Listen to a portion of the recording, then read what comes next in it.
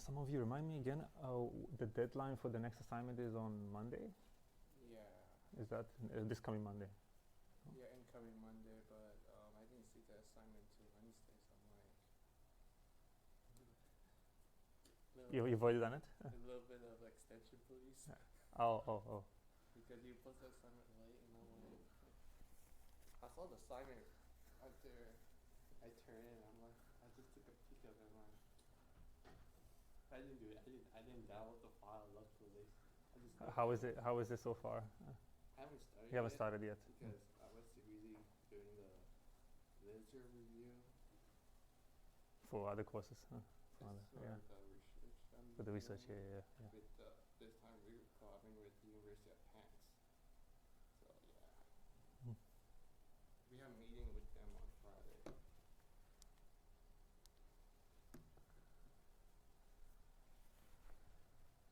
I was hoping to have more people today, but no.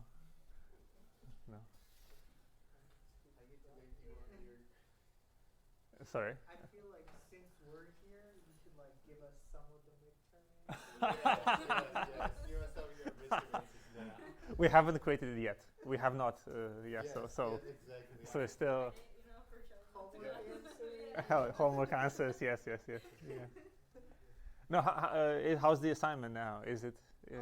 Is it all right? The first one was like intense. Now they've like kind of this one's coding seems like it's probably a good chunk more challenging. Yeah. I haven't got into those. Yeah. Those were okay. There's a lot. I feel like you got to use like a lot of outside resources along with the lectures to edit.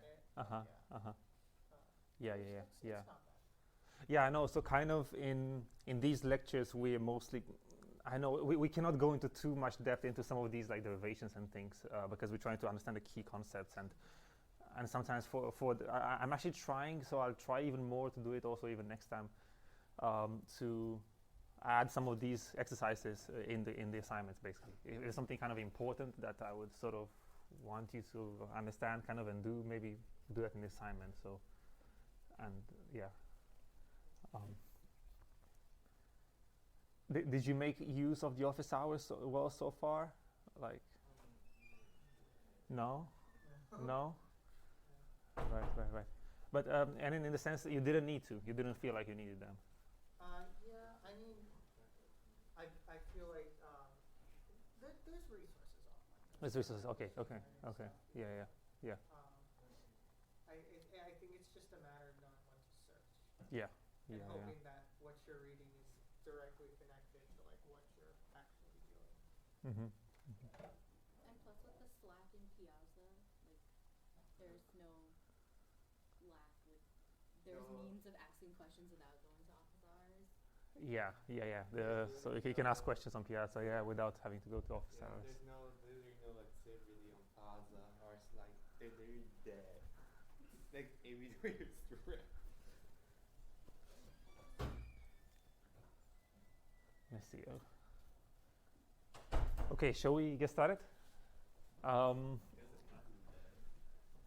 So if some people will come up, that's fine. So we'll go ahead and get started.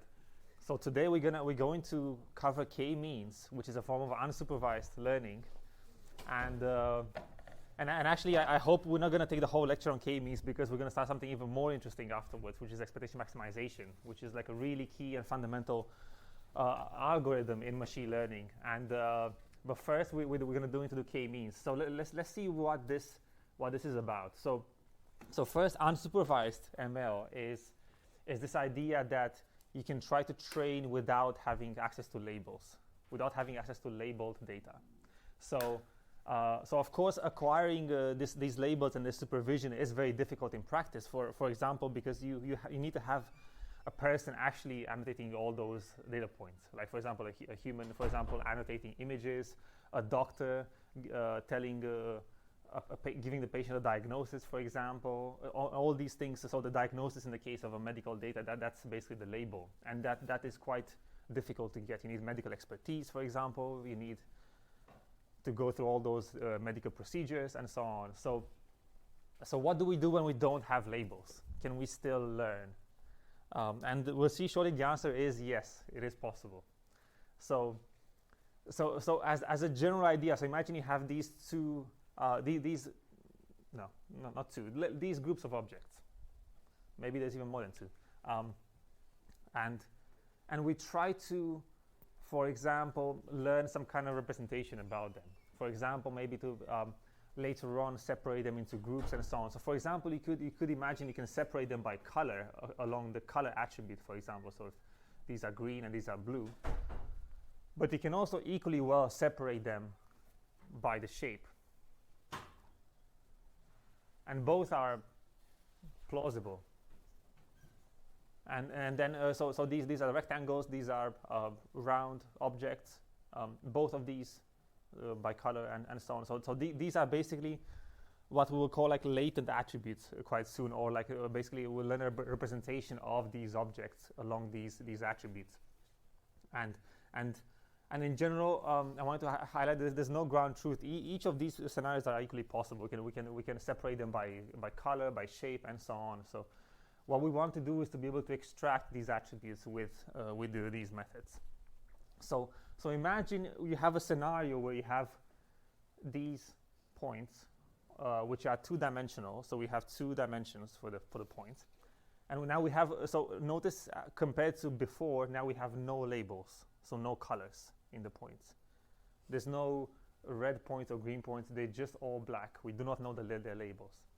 If we kind of like eyeball them like, a bit harder, we can see maybe there's like one group here, another group here, another group here, but right now we don't have any labels whatsoever. So what we would kind of want is to sort of like learn a method that sort of automatically identifies these groups of objects. Yeah?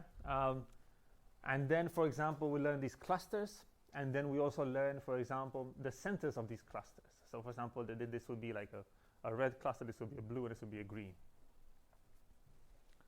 So the centers are simply the means of the data points in that particular cluster. So that's how we compute these centers. So the question is, how do we estimate these centers? And also, how do we group them? How do we group the points? How do we know that these 4 belong to that particular cluster? So this will become what we should show. It's a chicken and egg problem. It's basically we cannot easily solve one problem without having the other. So if we knew how to assign clusters to data points, we could compute their centers. At the same time, if we knew how to compute the cluster centers, we could assign data points easily. So both of these sub-problems are easy, but altogether, we do not know the answer to any of them.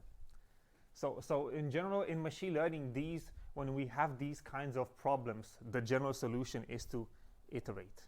We iterate among the 2 sub-problems. Yeah? So we first we start with some random initialization, like of the clusters, and then we try to estimate this one, then we go to this one, and we go back and forth. So let's see how that goes. So we initialize our cluster centers randomly, and then at each iteration, we assign an example to the closest cluster center, and then in step 2, we compute the cluster centers according to the assignments. Let's see what that means. Let's visualize it. So let's say this is our data.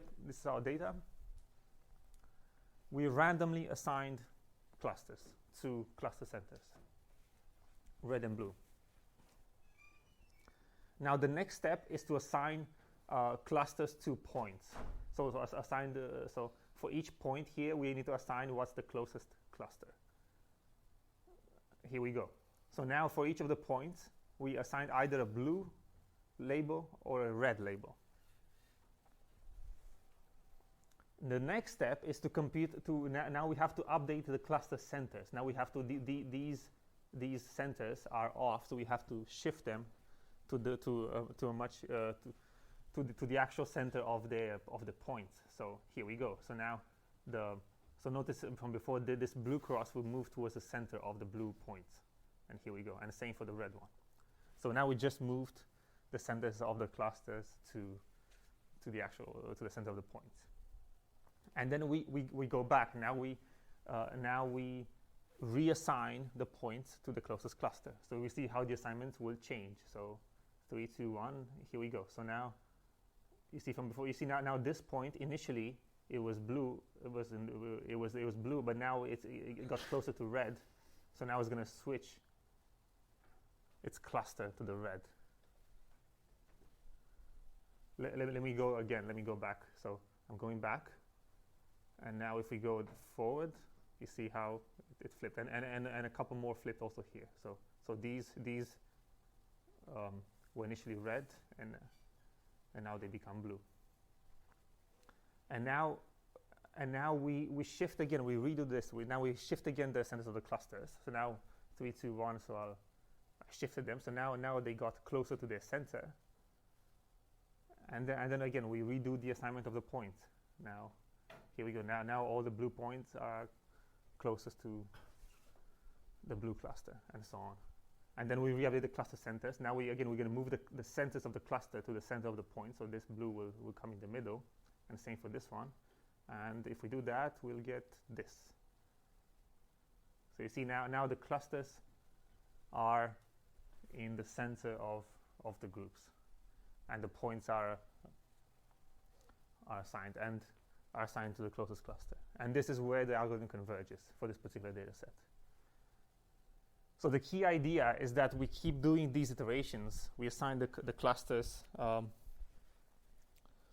We move the centers of the clusters to the center of the data, and then we reassign the points to the closest clusters. And then we do this until convergence. And this is where the algorithm converged. Does it make sense? Any questions?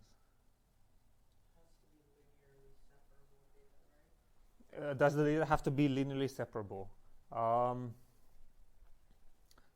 it doesn't have to be. This is not a separation problem, like a boundary separation problem. This is a clustering sort of solution even. So first of all, we don't have labels to start with.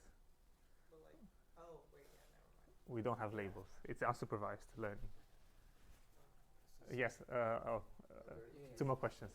Yeah. Are there any cases where it doesn't converge? Are there any cases where it doesn't converge? No. So this K means always converges. It's always guaranteed to converge. Yes.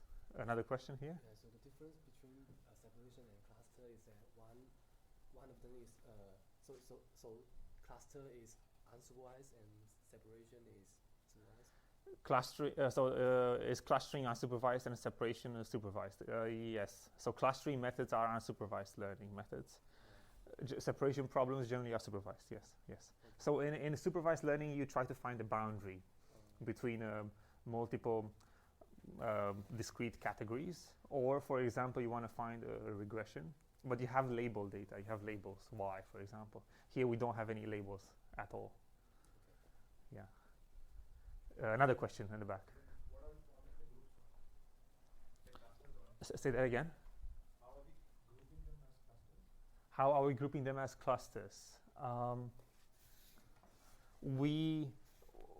So you see how we update these centers of the clusters, but then how we get the groupings, we basically assign for every data point. If you take one data point like this one, we assign it to the closest cluster. Like for example, if you go through all the clusters like the red and the blue, and if the red is closer, you assign to that.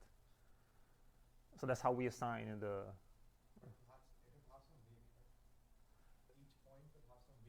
Each point, there's no weights here.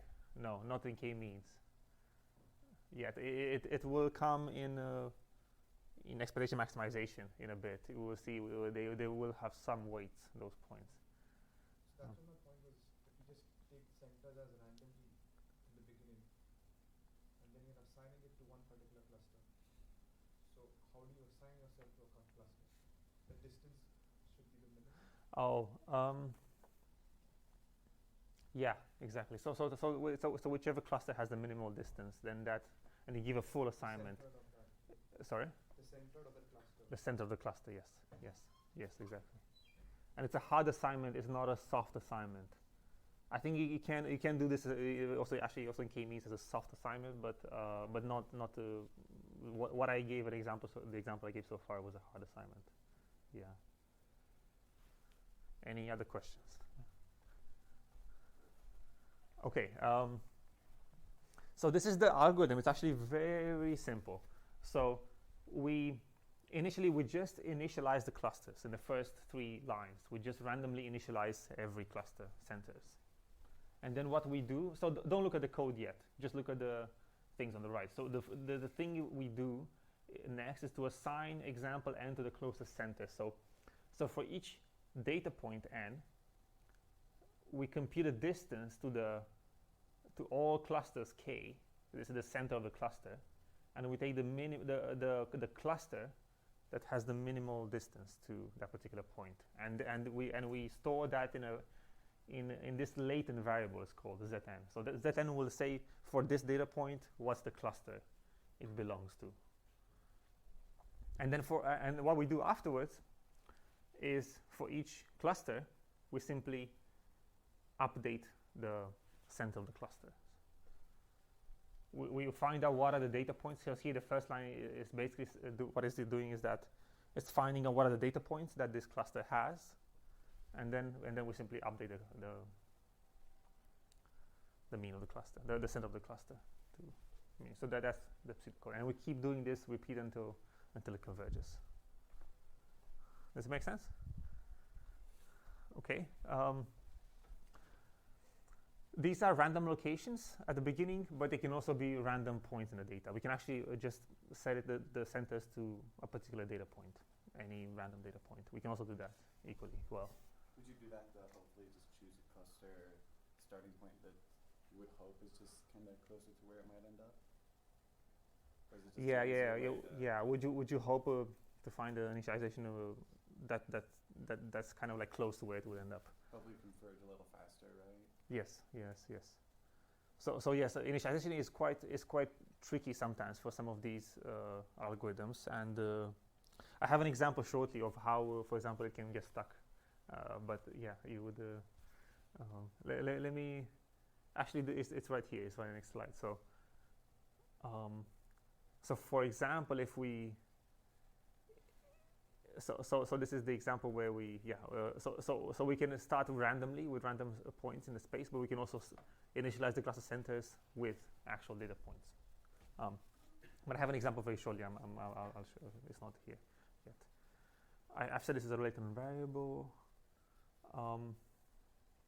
Actually no. So we'll come in a few slides. But so let's talk a bit about convergence of the algorithm. Does the algorithm converge? Well, so we've already been asked to. Yes, it will always converge, and in practice, actually, it converges fairly quickly. Although theoretically, not so much in theory, but it does converge very quickly in practice. And what does it mean more formally for k-means to converge? Well, in general, there must be some loss function that always decreases. And then also it ceases to decrease after a while. Maybe it has a bound, like a lower bound, and it cannot cross it, so then it will have to converge. Some form of loss function generally it would need to have. So what is the loss function for k-means? So the loss function for k-means is simply a sum of squared distances of points from their cluster means. So the loss function. So given our cluster means, these me's, and data points xn, we simply compute the distances from each point to their corresponding cluster centers, and we take the L2 distance, and then we sum all together. So that's the loss function for k-means.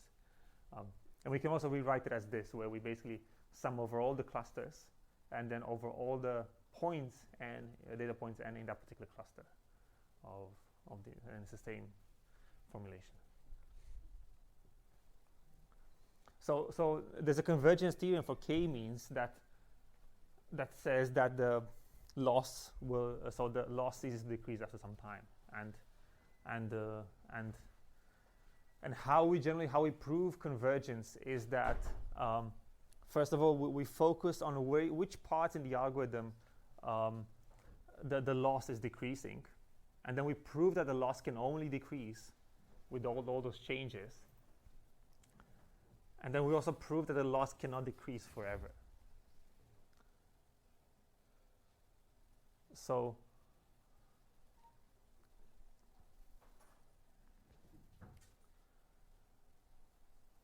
and I have actually, so we'll do a quiz shortly, and I'll ask, there's a question on the quiz about this, about kind of like the convergence theorem. So in general, again, so to sort of clarify, so this loss function, we'll see it always decreases. Does anyone have any idea why? What happens in these two steps? Let's go. Reassigning our cluster to be the mean, which should be a shorter distance away than whatever its previous point. So it's talking about this step here, exactly. So our colleague is talking about this step that we're reassigning the cluster to the mean. So does the hole between every point we may get a little farther away from some points, but from most of the points we should get closer. Yes.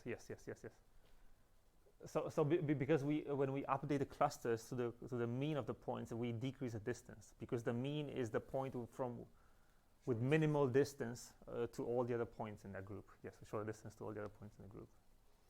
So we decrease, when we do this step, we decrease the loss function. Do we decrease it when we do this other step? When we do the assignment? Yeah? Because exactly, we do, of course, because here we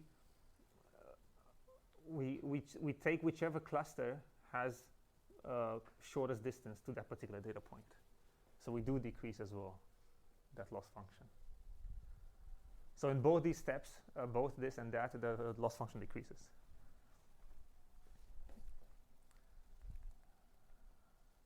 Initialization. So initialization in k-means is important. It is important, and because if we don't initialize in good regions, let's say, it can get stuck.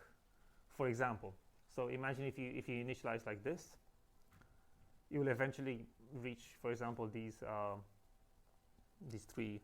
You get these three groups quite well, but if now you have the same initialization, but for example, you have them like this, where the only thing that changed is that the green point, the green cluster was initialized on this side instead of up there. It leads to this. So the red cluster ends up taking all these points, and this group is split between the other two clusters.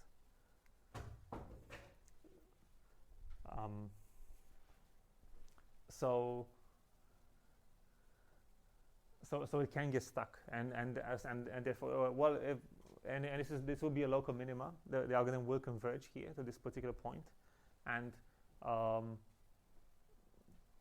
what people do generally to overcome this problem generally is that you run it multiple times with different starting positions of the clusters. Like you run the algorithm 10 times or 100 times with different starting positions, and you see sometimes maybe you might converge to this configuration, but most of the time you'll converge to that. So that's what people do. Yeah, that's what I was saying. And another thing that people also do is they use these more like intelligent heuristics to when you initialize the clusters. An example of that is called the furthest first heuristic. So in furthest first, what we do is that we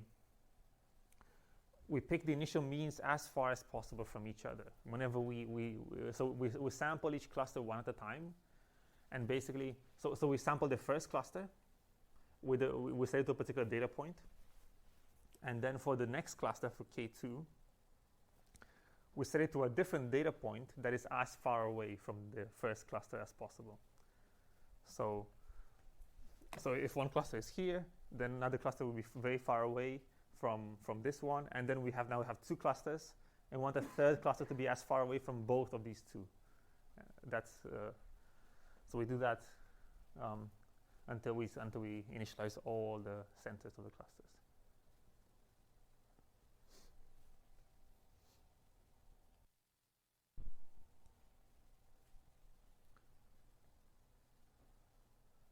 What will this type of initialization be sensitive to? Any ideas? Like extreme data points that are extremely far away, like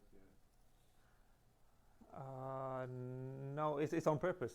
That's actually on purpose. I heard something else. Outliers, yes, that's correct. So when you have outliers, it will be sensitive to outliers. Yes. Yes. Can you all hear me at the back? I don't know if this microphone is working. Yeah. Okay. So hyperparameter selection. So what is the hyperparameter in K-means? Yeah.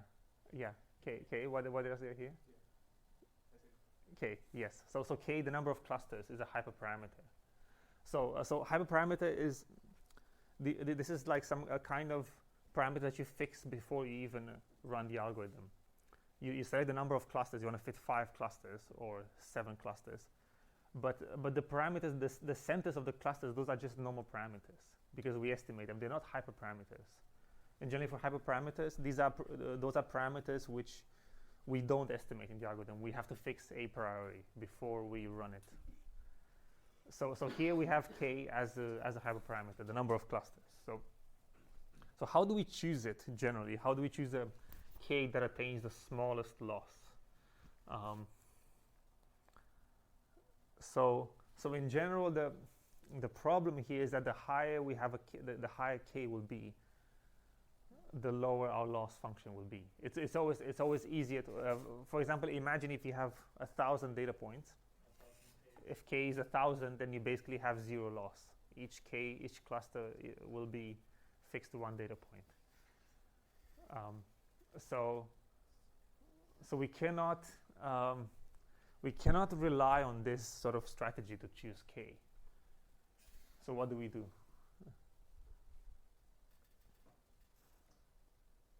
It's like if you could like figure out how spread out the data is, you could get like a better estimate. Figure out how spread out the data is. So like, yeah. Uh-huh.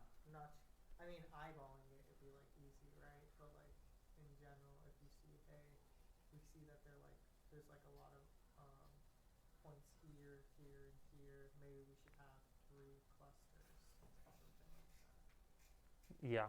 So you're saying to sort of find some measure of discrepancy between data or some kind of like grouping.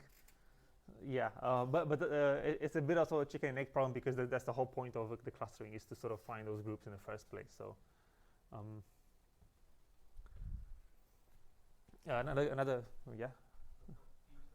Find the loss function, and when you find a steep decrease, that will be the number of effective value.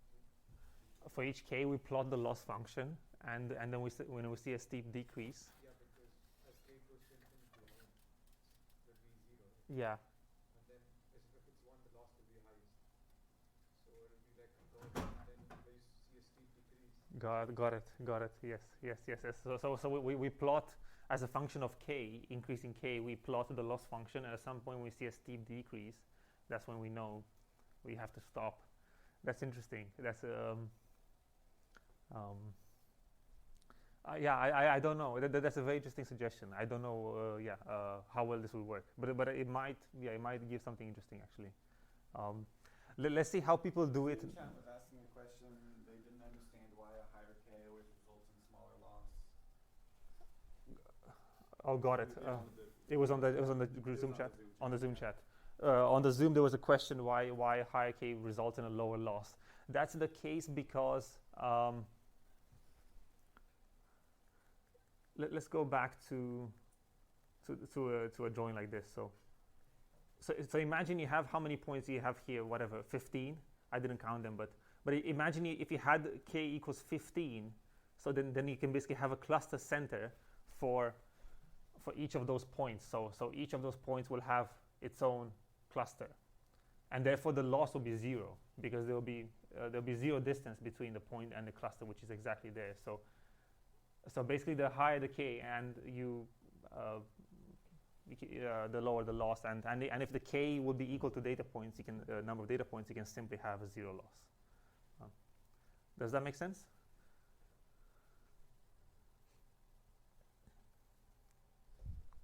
I hope so.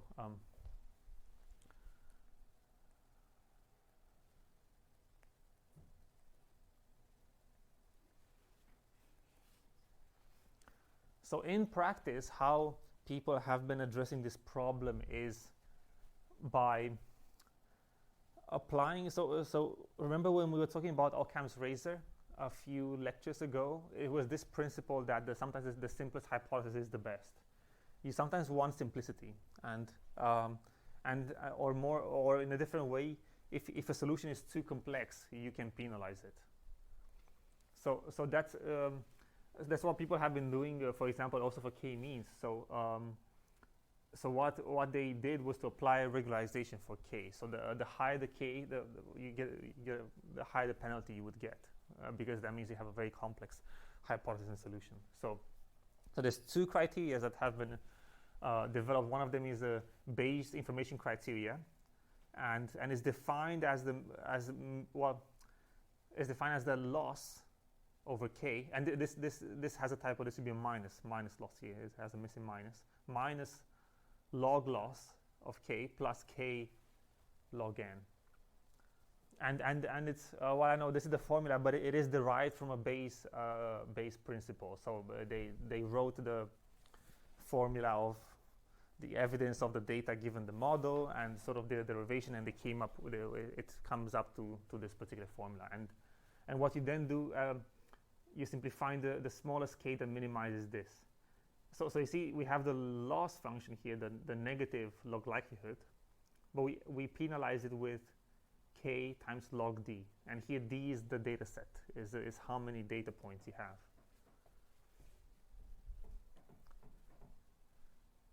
And another criterion is called the AIC, K-keys information criterion, and it's almost the same, but has a different kind of different like penalization factor. Like it's 2 times number of clusters k times number of data points d.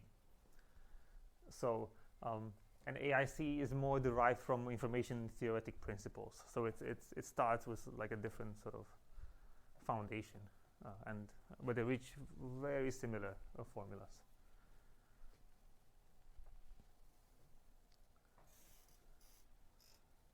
Question? I guess another way to choose k is if you have some prior knowledge of the number of classes in your data set. Yes. Like Yes. you don't know Yes. Yes. which samples are which, but you can.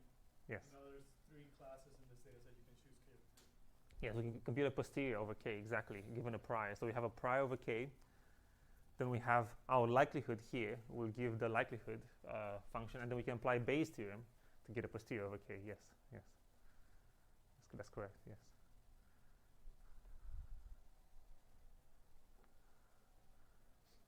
Any other questions on this? Okay, so that's the end of k-means. Let me see.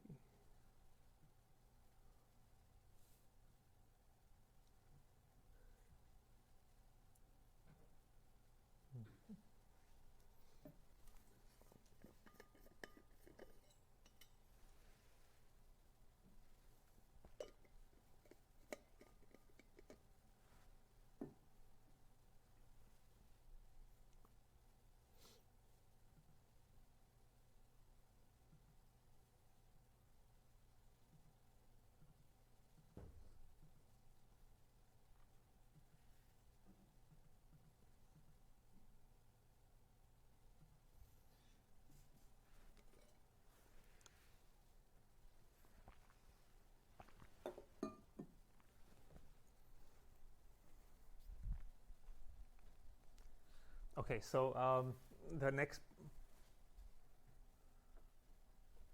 Oh yeah.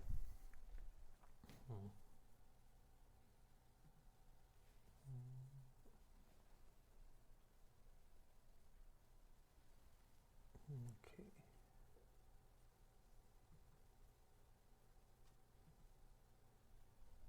Is that all right now?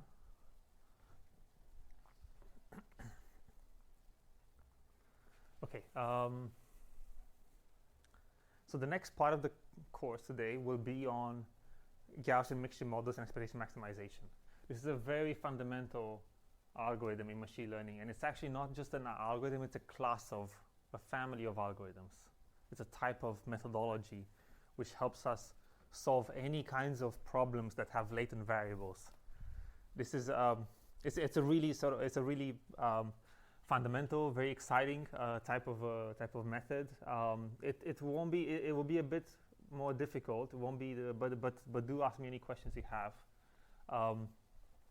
It has been used a lot in the last many decades now, especially when we have latent variables, when we have variables that we don't observe in our method. So for example, in the case of patient data, like medical data, for example, you can observe symptoms of a patient, you can observe like their blood results and so on, but you don't know the root cause of the disease. For example, you don't know exactly what disease they have, so that could be a latent variable you want to estimate. Or you don't know their genes, for example, it's a particular genetic factors that could influence. Those could be unobserved latent variables. So in general, the idea. But we will do this on a mixture of Gaussians, and we'll see shortly how we do that. So imagine that our setting is that we have a set of data points that are not labeled. Again, we're still in an unsupervised scenario here. We don't have labels. We just have the data points, and we try to estimate some sort of labels. We try to group them or cluster them, but we do not have any labels whatsoever. So this is sort of like what we're really trying to get, something like this, maybe with some probabilities. So in general, this is a bit of a recap of Gaussian distributions, because we will use them heavily in this lecture. These are also called normal distributions, and basically they just model normal phenomena in nature, and where basically, for example, they can model the height of a population or any other kinds of attributes like that. So basically, most people will be of a certain height, but some of them will be lower, some of them will be higher, and it's very peaked in this region, and it decreases exponentially. It flattens out very, very quickly. And this is the formula. This is the PDF, the probability density function of a Gaussian distribution. So we have an exponential. Forget about the first term for now. So we have an exponential of x minus mu squared. So this is a distance from a data point, x to the center of the distribution squared, over the variance to sigma squared. And this factor in the front is a normalization factor that is used to make sure that the distribution integrates to 1. This has to be a PDF, and it has to integrate to 1. The integral of this PDF has to be 1. So that's why this factor at the beginning comes up. And of course, in higher dimensions, the data points and the mean are vectors, and here sigma would be a covariance matrix. So when we're talking about multiple dimensions, like n dimensions, and then this will be called a multivariate normal distribution or a multivariate Gaussian distribution. And in particular here, when I'm showing the probability density functions, I want to clarify that these show likelihoods. These functions, for example, like if you look at a particular point here, it shows what's the likelihood of observing a data point having this particular value, like a minus 0.5, and that tells you the likelihood. So the likelihood will be maximal in the mean of the distribution at the mean here. That will be the maximum likelihood. Likelihoods are always positive, but as opposed to probabilities, they can be even above 1. They can be higher than 1. Because these are not probabilities, these are likelihoods. So they're a bit different. It's only if we take if we integrate, for example, in this PDF from minus 2 to 0, then only then we get an actual probability, which will have to be between 0 and 1. Okay. So again, so this is we'll see this setting we have with EM is the same as before with k-means. We have k clusters where k is our hyperparameter, but now each cluster, as opposed to k-means, now each cluster is generated by a Gaussian distribution. So we assume that each of these clusters will come from a Gaussian distribution. We'll have a Gaussian distribution for the reds, a Gaussian distribution for the blues, and another Gaussian for the green points.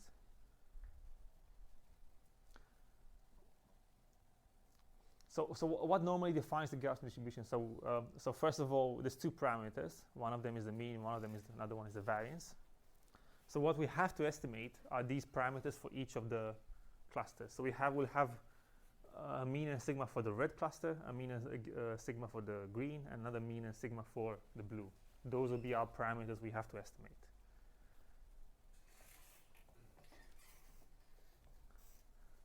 And we also have another set of parameters, theta, which correspond to each of the clusters, red, green, blue. And these are basically vectors of prior cluster probabilities. So these are basically saying what's the prior likelihood of sampling a particular data point, like a red one, from the red cluster. And these thetas will have to sum to 1. So it's like what's the likelihood of choosing the clusters to start with. So then the goal then is to find the assignment of points to each cluster and the parameters that define these clusters. So the parameters are all of these we discussed plus the thetas. And we also again we have to find the assignments of points to clusters. So which point do we assign to which cluster? Just as in k-means before. So as I said earlier, EM is not just an algorithm; it's a whole family of algorithms. So it's a general methodology you can use to deal with latent variables. You can combine these instead of having Gaussian distributions. You can even do it with neural networks, for example, and where if you have latent variables, you can do something like that. There's a question. Yes. What do you mean by latent variable? It's a hidden variable that is not observed. However, it's different from these parameters because latent variables are specific to each data point. So these parameters are not specific to each data point. For example, in the case of, let's take the case of medical data again. These distributions will model 3 diseases, for example, like a disease A, disease B, and disease C, for example. But each patient will have a latent variable, for example. Like it will be saying like how much do you have disease A or also disease B, or we can even have both. For example, you can have 2 diseases at the same time. So that latent variable is specific to each person that is assessed to whether they have the disease or not. And we don't know it. We don't observe these latent variables in practice. So I'll have a slide on that in a second, and we'll come back to it. So let me see if I can go a bit ahead.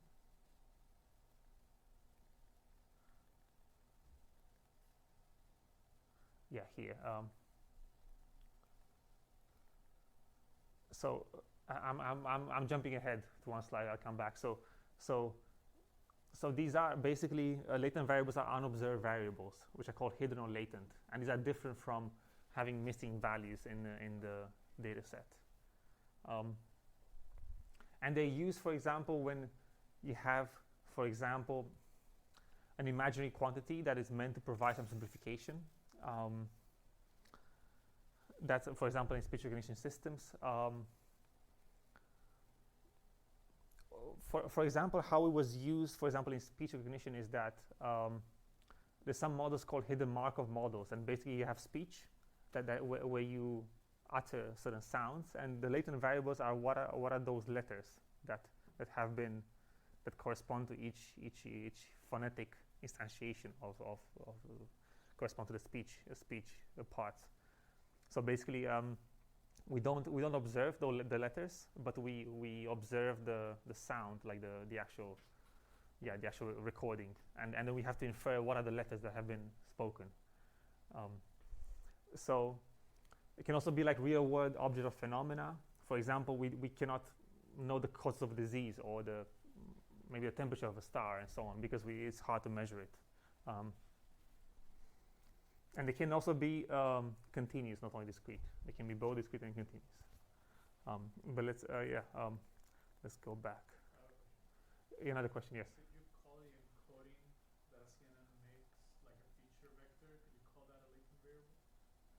The encoding, could you call the encoding that a CNN makes a latent variable?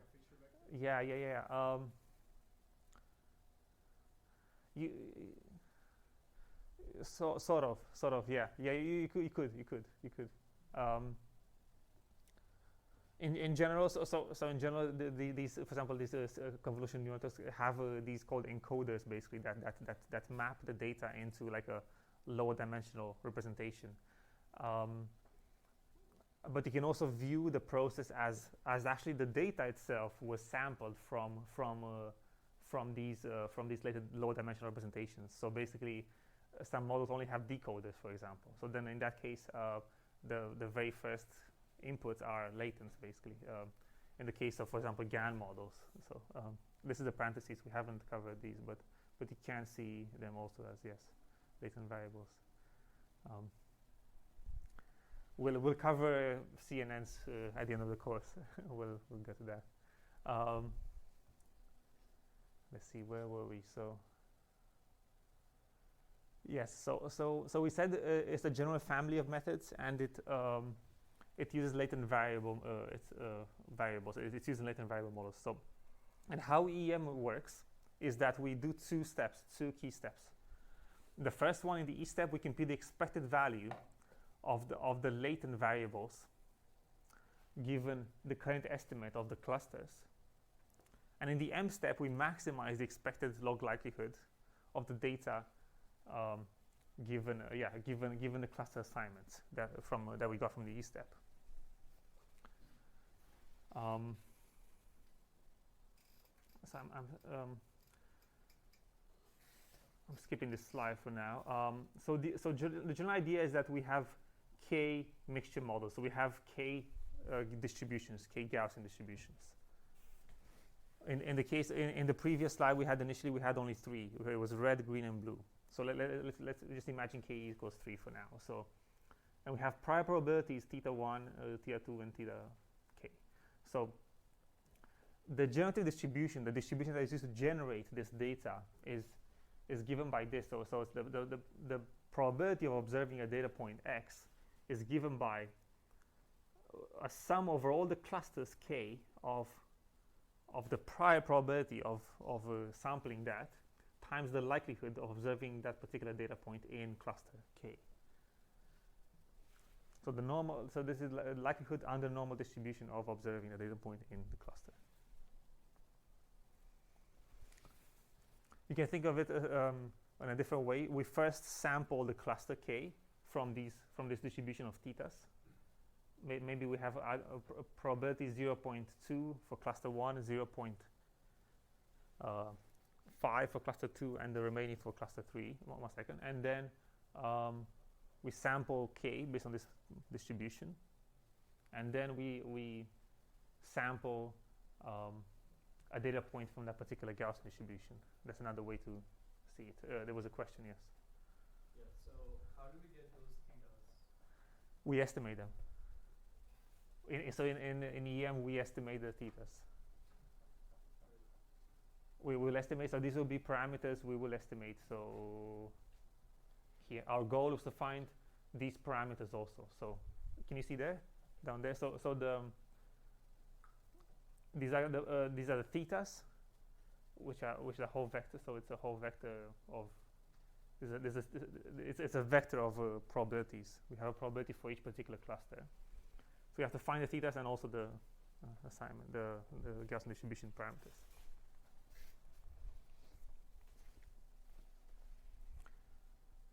Does this make sense? Does it make sense why the generative distribution is this? Yeah? P of X is the probability of observing a data point X. So here this model is given by this particular formula. Yeah? I think we're missing a word. It says chance of in cluster K. Oh, yes. Chance of sampling this data point in cluster K. Sorry, yeah, there's a typo. Yeah. Data is the prior probability of each data point in a particular cluster. The prior probability of each data point in a cluster. Yes. Yeah, so theta is the particular probability, prior probability of a data point being in a particular cluster. Yes. Yes. So can you explain why it's called generative distribution? Yeah, why is it called the generative distribution? It's called the generative distribution because it's a distribution that can be used to generate data. It's actually, it describes a generative process. So the idea is you first sample k. So here by k, so I mean small k, not big K. Big K means how many clusters you have, but small k is just here. It's basically I choose a cluster. I choose let's say the red cluster, and then I sorry, that was wrong actually.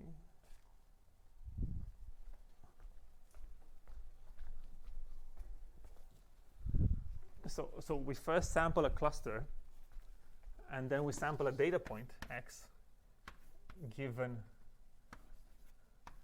that particular mu and sigma for give and the cluster. So this would be mu k sigma k, but let's do like that. So the idea is, yes, if you first sample a cluster k, then you have all this mu's and sigmas, and then you sample a data point x.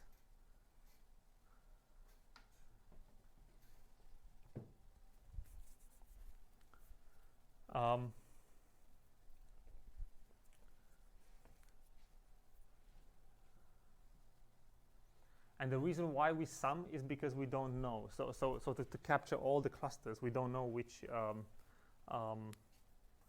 unless we specify here the probability of x comma k, then that would be only this side, this the n of x given that. But because we don't know, we have to marginalize the variable k. So that's why the summation comes. Another question, yes. So would this create one distribution? This creates a mixture. So as it is right now, it creates a mixture of multiple Gaussian distributions, not only one. But the whole thing is still a distribution. It's still a distribution that still integrates to one, and it's formal. Of everything is formally defined as a distribution here, and it integrates to one because the theta sum to one, a probability that sum to one. Okay.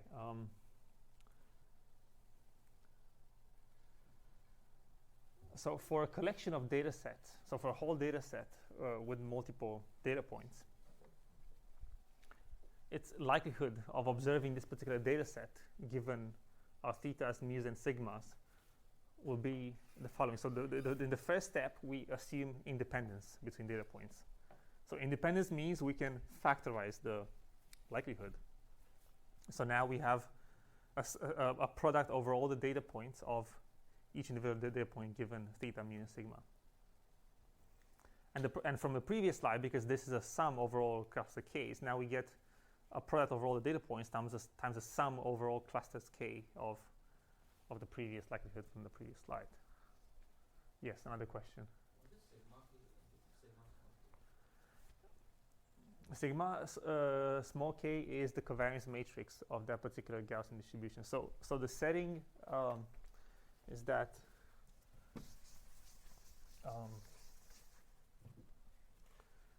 we have some Gaussian distribution somehow. So here would be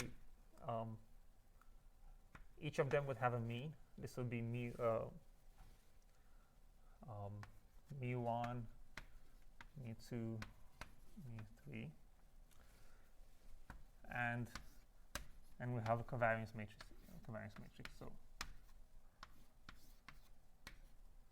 So the covariance matrix will be given by. So this is 2 by 2. Will be given by the 2 eigenvectors of the Gaussian distribution. So here, for example, this distribution has 2 eigenvectors. So sigma k, sigma 2 here will be two eigenvectors, which will be this and that. If that makes sense.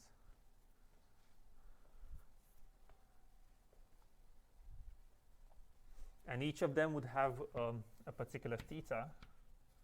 Like theta 3 could be 0.4, theta 2 could be 0.3 on 2, no, it's theta 1. Something else, whatever, 6, 0.4. But we don't know these values also, we have to estimate them. They do sum to 1. So I'll leave that there so you have an idea.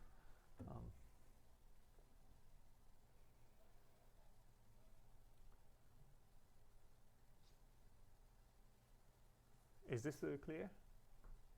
Yeah. So now what the general trick we do now, so we from the previous slide we see how we have a product over a sum, but it's the product over data points. Remember, working with products is a bit complicated. It's always easier to take a logarithm of this, because then we have summations, and also we encounter fewer problems with precision in computing. So like floating point precision numbers.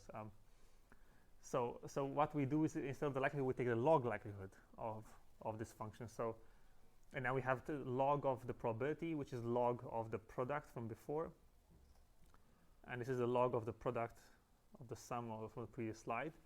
And now the product becomes a sum of logs of another sum. Now the problem here is that we cannot take this logarithm further inside the summation.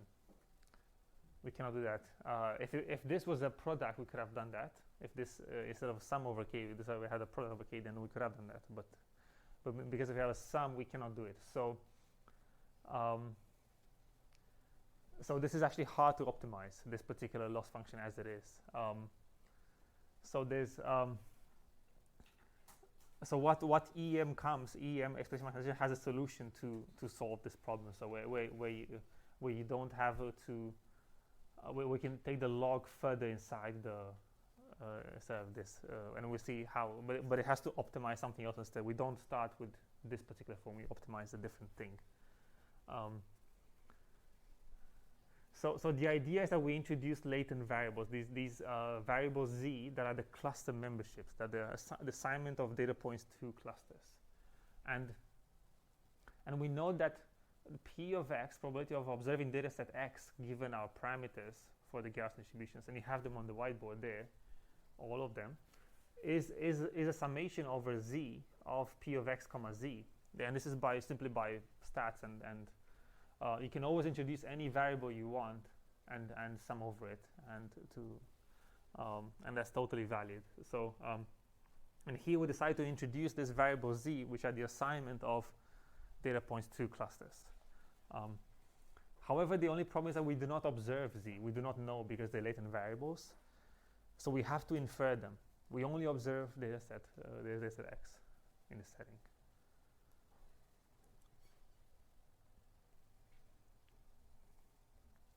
One second.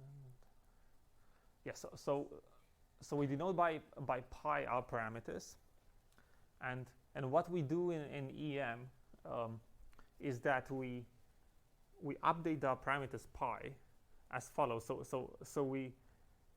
So instead of directly optimizing p of logarithm of p of x given our parameters, what we do is that we optimize the logarithm of p of z comma x.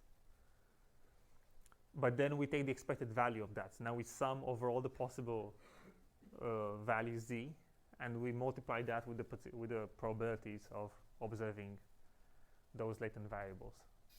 So this is you can also see this as the expected value over z of that particular quantity. Then let me write it on the board. So it's the same as, I'll delete this for now, the expected value over z of ln of log of p of z comma x given given pi.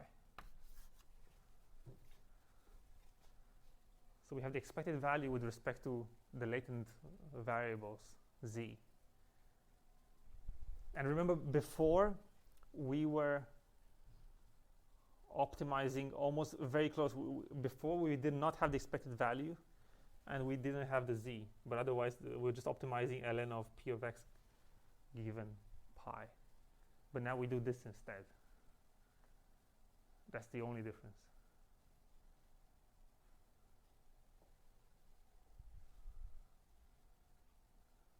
Does it make sense? Does it make sense?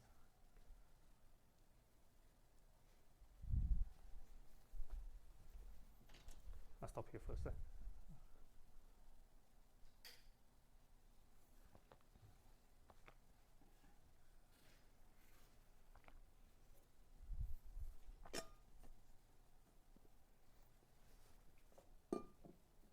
Any questions? Is this always iterative? It is iterative, yes. So notice the iteration. We start with a particular value of our parameters, current one, and we get a new one afterwards at the end. After doing, we compute this whole expression, and then we take the maximum over pi, over parameters.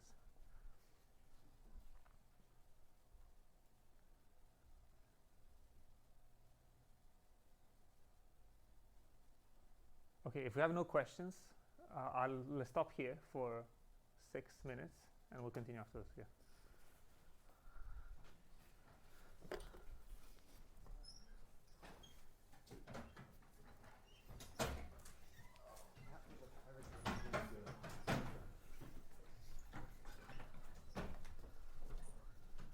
Hi. So, see right here, trying to compute the center, Mm-hmm. and here trying to find the clusters, assigned clusters according to the distance, right? So if it's right here, why not this?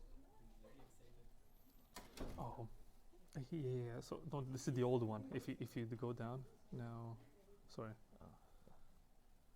Oh, that's another one. No, sorry. So this one here, no? Oh, wait. So the stuff from before. Compute centers.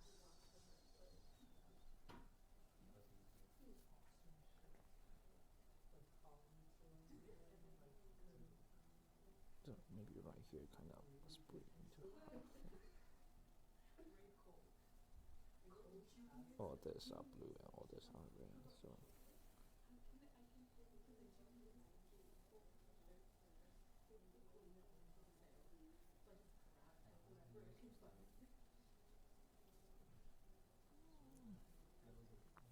Assign clusters to points. So we've done that. Yeah. so you can find new Compute centers, new centers.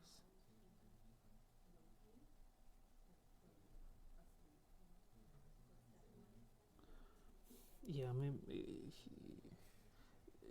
Yeah, I know. Probably there's like, because it's a diagram. Probably like, kind of like this. Might be like, it might be that actually that one is actually closer to the red one. okay. Don't want to read too much into that. I don't know. I did not notice that actually. But the algorithm is after it finds this, it was due. I think it's easiest look at the last one actually. So yeah, you see here. So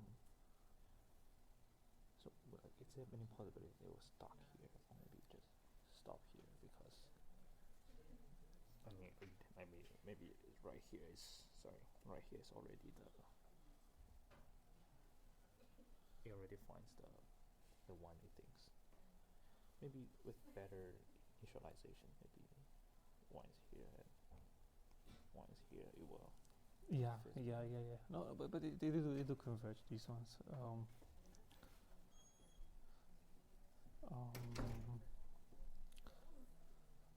Yeah, does that make sense? Yes. Does that make sense? Yeah.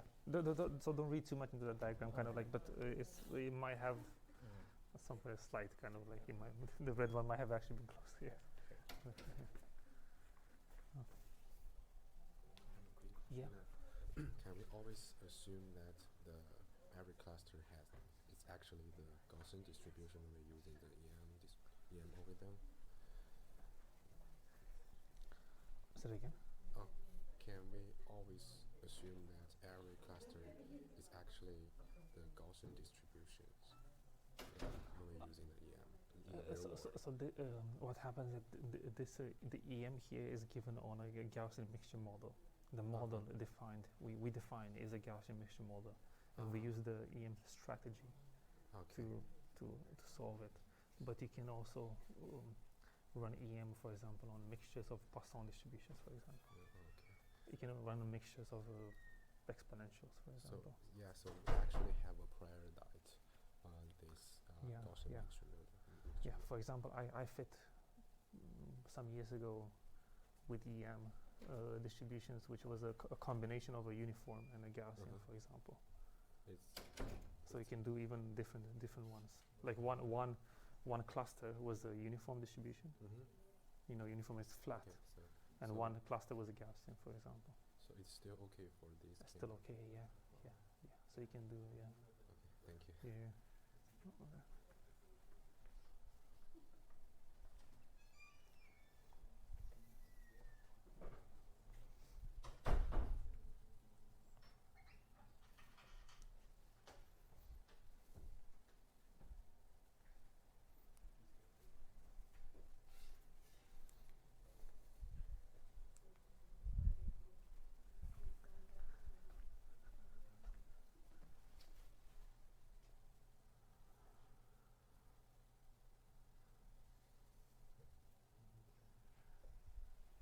Shall we continue, or we also have a quiz afterwards? So I thought, we have a shorter break today.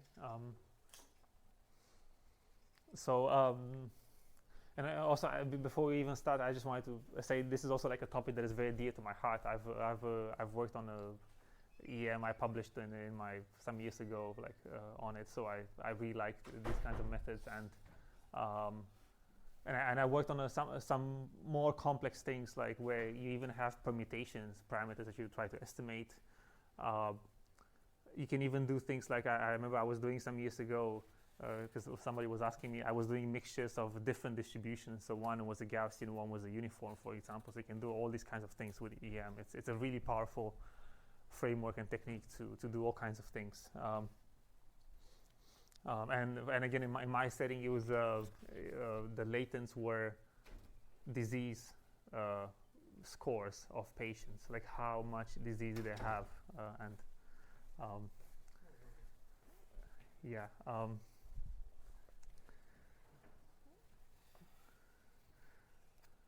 So going back to this, I'll so briefly explain again. So from before we're just optimizing logarithm of x given our parameters, and we saw how that gets complicated with the summation. Now we do something else.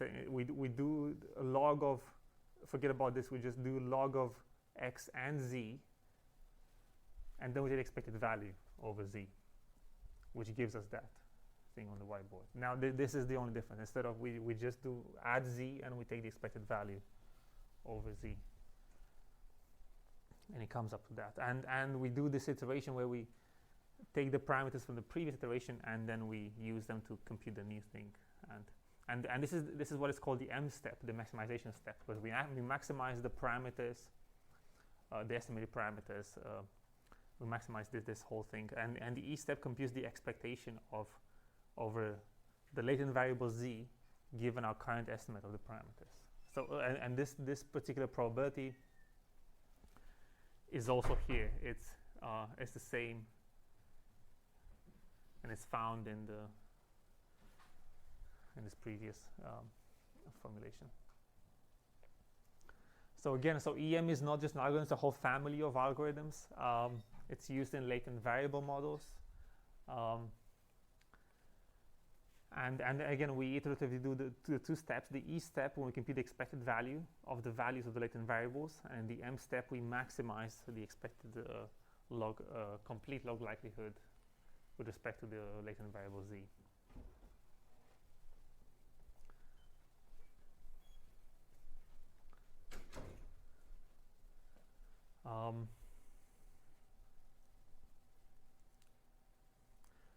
So in our case, in this particular instantiation, we use Gaussian mixture models, which is we have a mixture of Gaussians. But as I said, this can be applied to many other things. We can apply it to mixtures of other distributions, like mixtures of Poisson distributions. The same framework we can apply to. We can have a Gaussian plus a Poisson, or a Gaussian plus a uniform distribution. We can have any combination like that.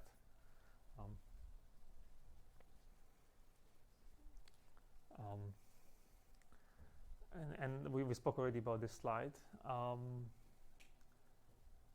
So remember how we were speaking about k-means earlier.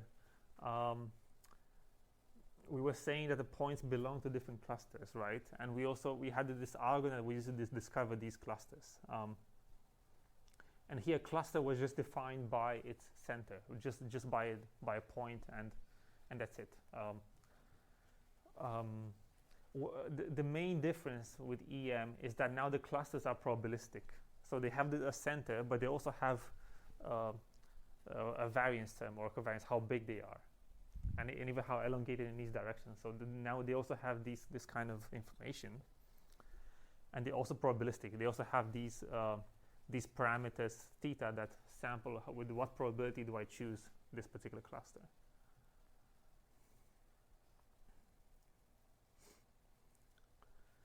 So again, k is a hyperparameter, again in a particular case, but now each cluster, as opposed to k-means, now is generated by a Gaussian distribution.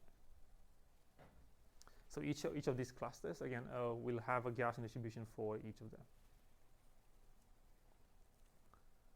And again, we have the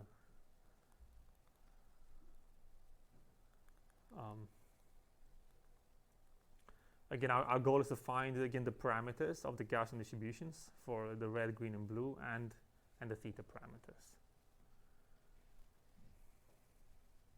So again, x is our data, our data points, and we do not have, again, any labels. This is unsupervised learning. There's no labels y in this particular setting.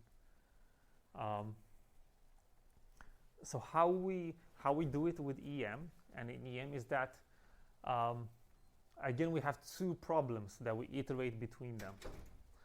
With the first problem, it says if we knew a priori cluster assignments, so the assignments of points to clusters, which point is a red point, which point is a green point, and so on, then can you find the parameters for the clusters, the mu's and the sigmas? And we'll see shortly that that's quite easy to do. So for P1, and the same for P2. If we knew the parameters, or the mu's and the sigmas, can we find the assignments of points to clusters? We can also do that. So these are the two steps in EM that we will iterate between them. And yes, so now let's talk about the first problem. So if we knew the cluster assignments, how do we find the parameters, mu's and sigmas? Sorry? Just use the maximum likelihood. Because we already knew all the data. Exactly.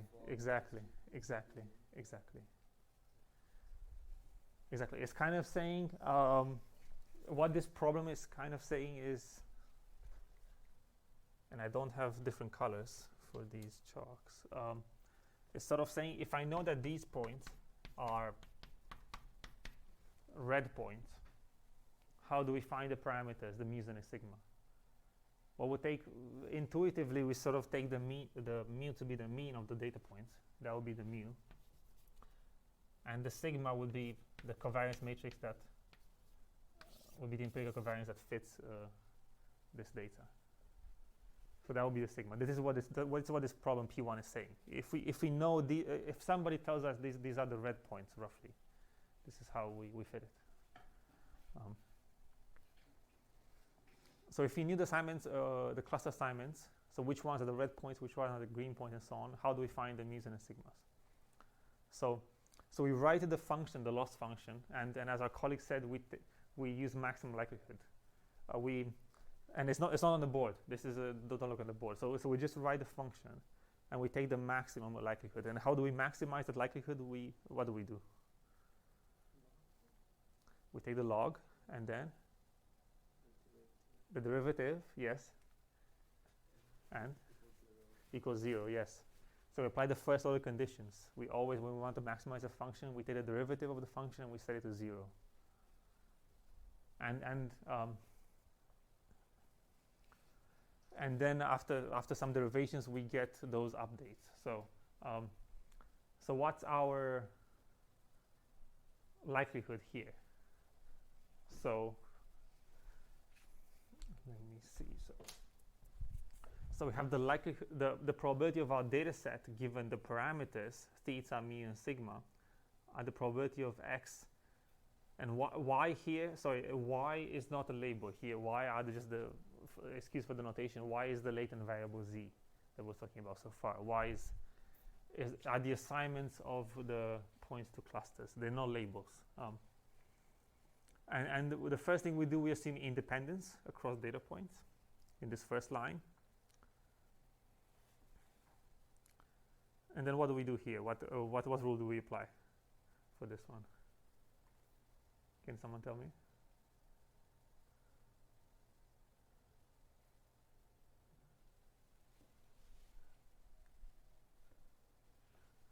So going from independence to what? What do we have here? P of y times P of x given y.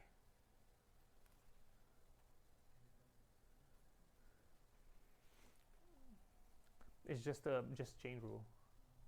We can write P of x comma y as P. We first sample x, P of x times P of y given x.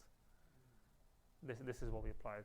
So here, you see y comes out. We sample y first, then we sample x given y, and the rest. But so and these conditionals are the same. We can add them anytime. And because y is only conditional on theta and it's conditionally independent on the others, we can simply remove the mu's and the sigmas, and we just get this P of y given theta. This first one become that, and the second one, again, x is only depend on the mu and the sigma for that particular y, so we can write them as such. So this becomes a product over all the prior probabilities times the likelihood of the data point given a cluster. And again, we take what we say. We take the log likelihood of this function. We set the derivative to 0, and after the derivations, which I'm not showing, we get these updates. We get that we get our optimal parameters, so that our fractions are basically we basically sum all the points, all the data points which have cluster k, and divide by n, and that will be the fraction of that corresponds to that particular cluster k. That will be the theta for that particular cluster. And then the mean is the same. The mean is we take the empirical mean of all the data points that belong to cluster k, and that's it. And the same for the variance. We take the empirical variance of all the data points that belong to cluster k. And here y n equals k. This is an indicator function, so it shows which. This is 1 if that data point belongs to cluster k.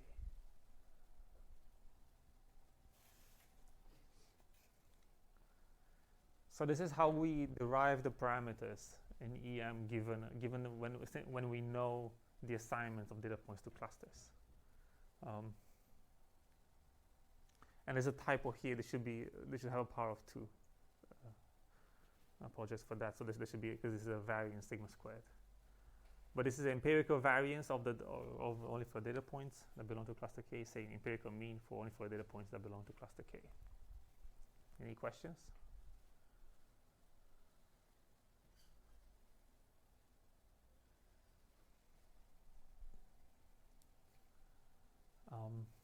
What about the second step? What about P2? And the problem too is, if we know the parameters, how do we find the cluster assignments? So what we do is that basically for each point we have to assign its the most likely cluster. So for example, we have a data point xn that has an assignment of a cluster. So and this y, again, this was the previous z before, and it's basically we compute what's the probability that this particular data point belongs to cluster K, and we take the maximum over all of those, and this is the cluster we assign to that particular data point. And we can rewrite this using using the chain rule of probability. So we can write it as a joint divided by the marginal. So it's a joint of y over y and xn divided by the marginal. And we can simply remove this term because that's constant. So this p of xn is constant with respect to k. The optimization is over k here. So this is a constant, so we can simply remove it. So we get just the joint of y and x, and then we write the joint as a prior over y times the likelihood of x given over y. And this whole thing in these three steps, we basically applied, another way to say it, we apply Bayes' theorem in those three steps. We wrote the posterior over y given x as the prior over y times the likelihood, and we cancel the normalization. So this is also Bayes' rule. It's also applying Bayes' rule. And the probability of data point y being in cluster K is theta k. This is from our model, and the likelihood of observing of data point x being in cluster K is so the likelihood of observing x given the cluster K parameters is simply that, is the normal distribution of x given mu k and sigma k.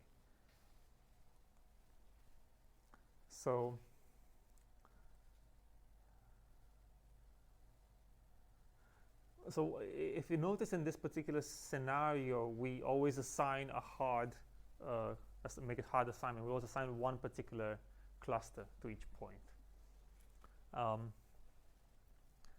What we can do, because because EM is a probabilistic method, we can actually assign soft assignments. So we don't have to always force the entire a point to always be a red. It can be, so each point can be 50% red, 30% green, and 20% and the rest blue. So it can be that. So we can do soft assignments.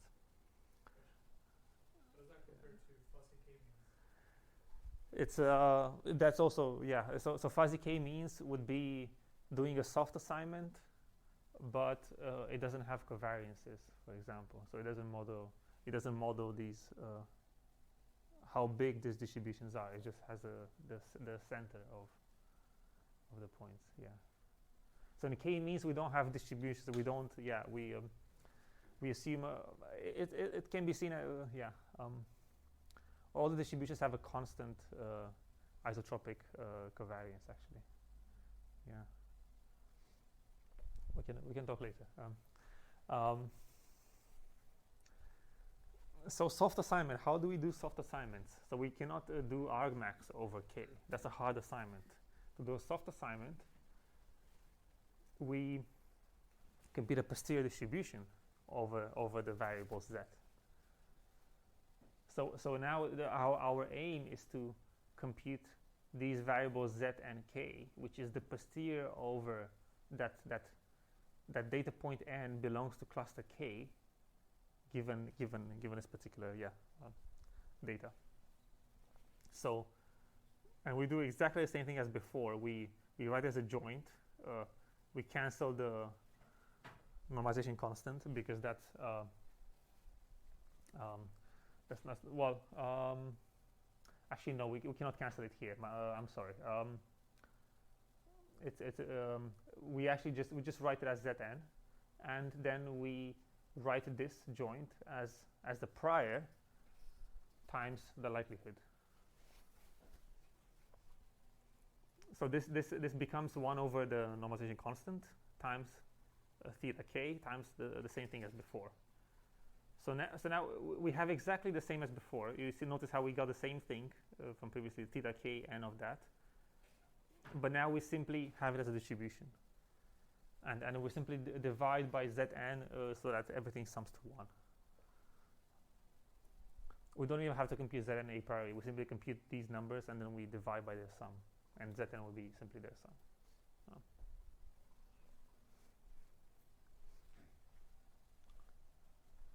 So again, so in a soft assignment, for each data point, we can have multiple clusters it could have potentially been sampled from. So this data point, N, for example, could have been sampled most likely from the orange cluster, but also maybe from the green cluster, or from the blue or red.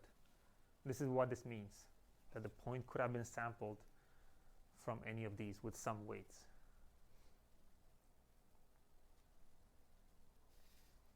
And this again, and this normalizer ensures that this is a distribution. So they will sum to 1. Everything will sum to 1.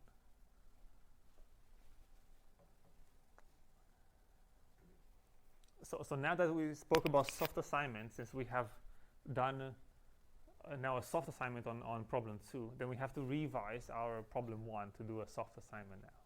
So remember in problem 1, we were estimating these parameters, the theta, the mean, and the sigma. So instead of, and now with the soft assignments, what this becomes is that the fraction of instances in cluster K becomes a sum over all of these posterior probabilities.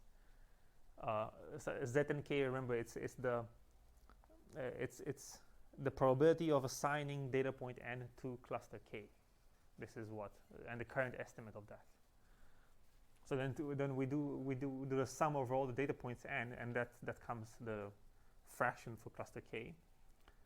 And the mean mu K now is literally the weighted mean over all the data points, but now we weight by these Z and Ks, by these responsibilities. So this is what I said earlier. And these weights again sum to 1. So because we sum them like this, and then we divide by the sum of all the weights. And the same thing for the variance. So the variance becomes the empirical variance. Again, there's a typo, should be the power of 2, and we weight by these weights that sum to 1.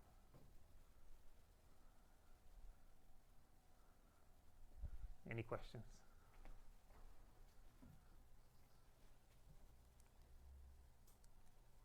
Do we have time for a short quiz? It's 17. We have. There's a question on Zoom. Yeah, the question on Zoom.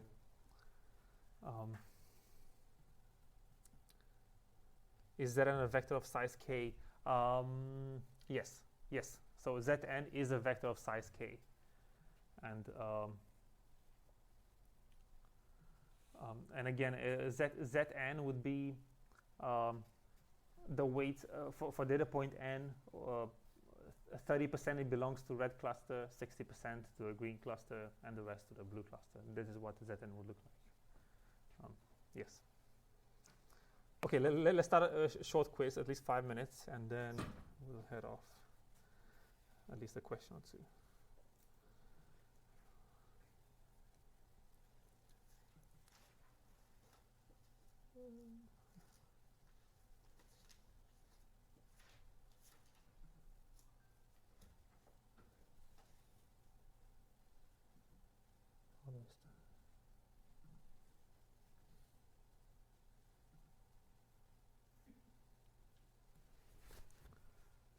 Okay. So joinmyquiz.com, and this is the code.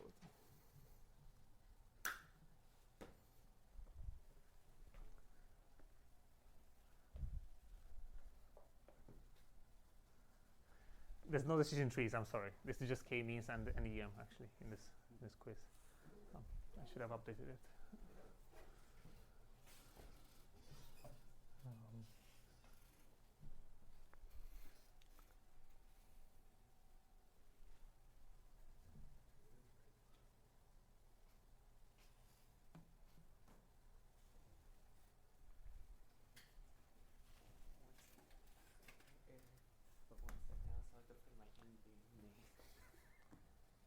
Everyone connected? Everyone not connected?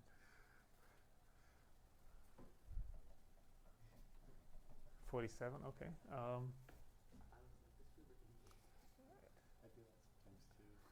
Everyone still trying to connect? Anyone still? Okay. I see some people are still coming out.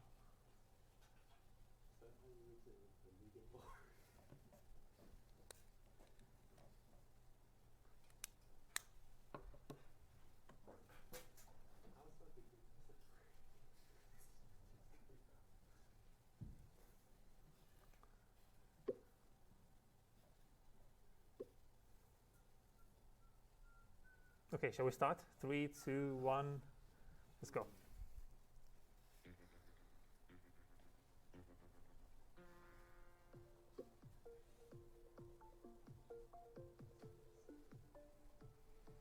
In k-means, explain why the loss function decreases at both reassignment of data points to clusters and when updating the cluster centers. Oh.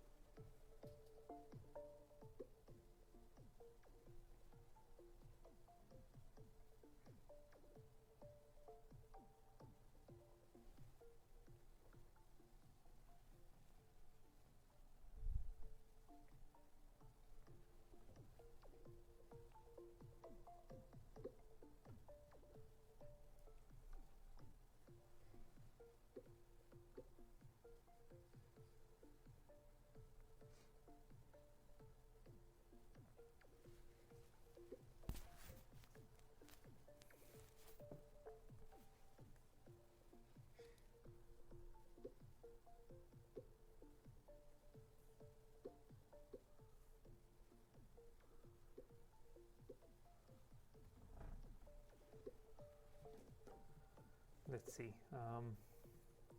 We have short time. Let's start looking through it.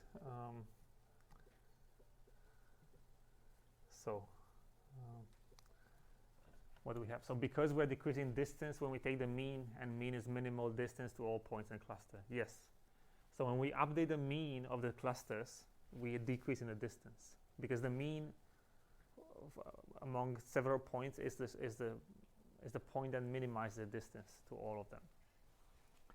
As the variance reduces, what do you mean by variance here?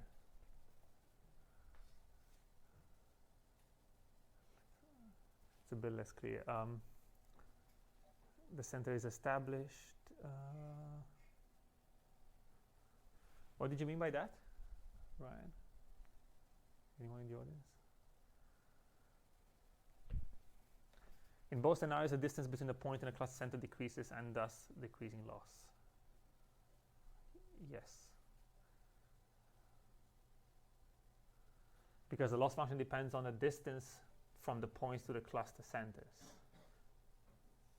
And we update the centers to be the closest, yes, at each step. Reassignments of data points minimize the distance between individual points and assigned cluster centers, yes, yes. Yes, that's correct. That's all correct.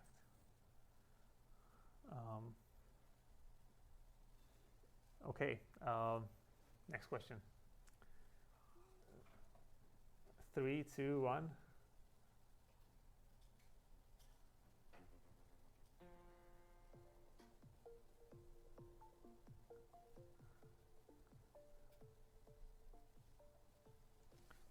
It's a quick, shorter question as well. Why is k-means a type of unsupervised learning?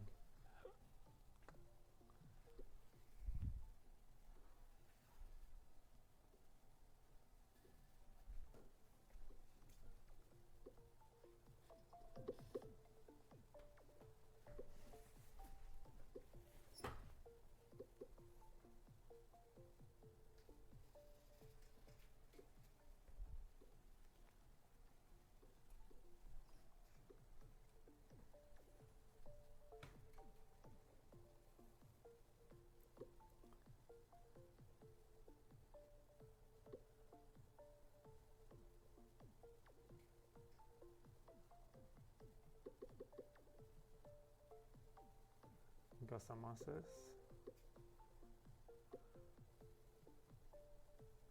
Let's have a look. There are no labels, yes, because we don't have labels. It doesn't require any labels, yes.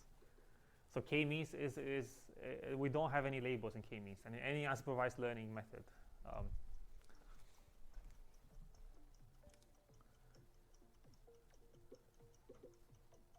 Yes, yes.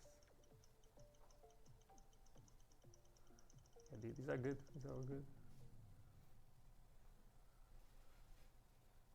Okay, shall we quickly do the final question and then head off? Okay. 3, 2, 1. What is the difference between EM and k-means?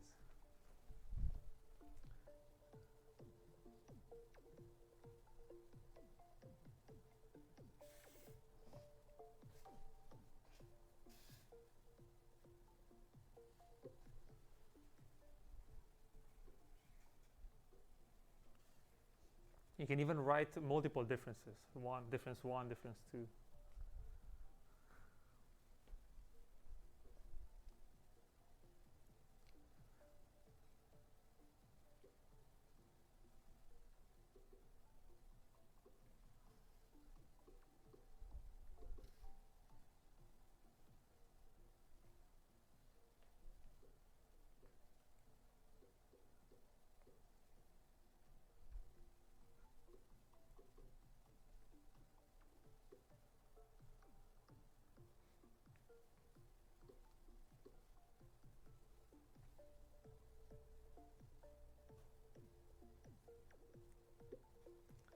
Twenty seconds.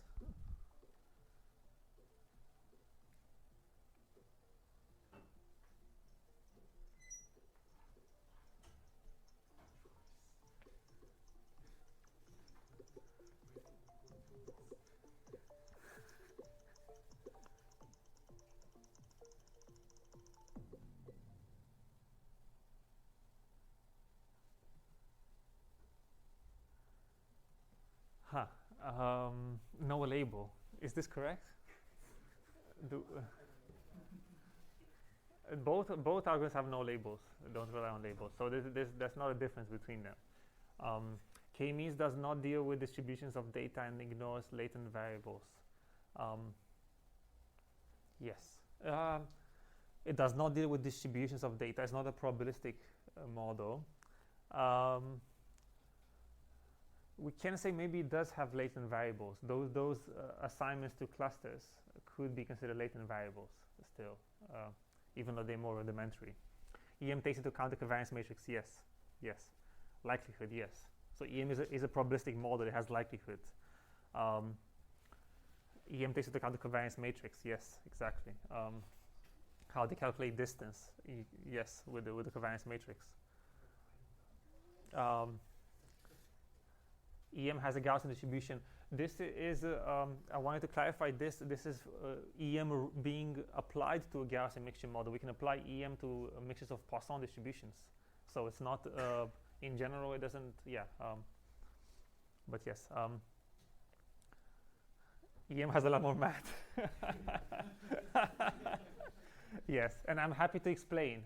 Again, it's one of my favorite topics, and I know it quite well. So if you want to come to my office hour, I can explain all of this. And I don't know if you'd like, we can even I can show you some work that I've done on this, on EM at some point if we have time in next lectures.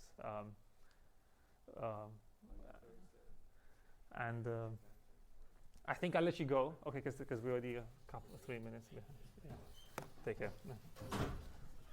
There's going to be a presenter, right? On tomorrow, you're going to have a presenter, right? A speaker, right? I think it'll be in the week right before the midterm.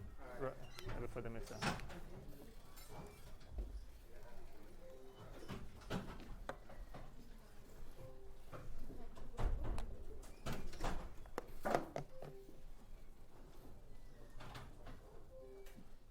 Professor? Yeah.